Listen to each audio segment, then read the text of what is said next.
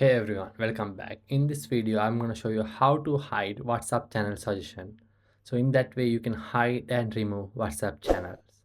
If you are new to this channel, please make sure to subscribe and hit the bell icon. Let's get started. First thing first, go to App Store,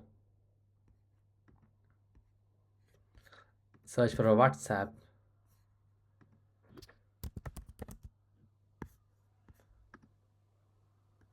make sure to update this one. Once you update it, go back to your WhatsApp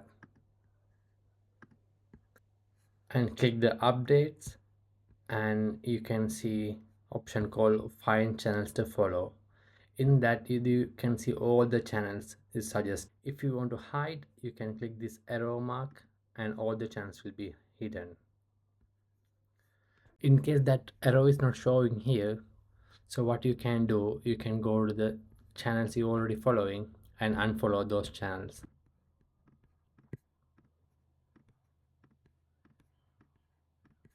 Once you unfollowed all the channels, you can go to the find channels to follow and you can see the arrow is appeared again. So you can do the same step as before, just click it and it will be hidden. That is how we hide channels from WhatsApp. If you enjoy the video, please hit the like and subscribe. Thank you.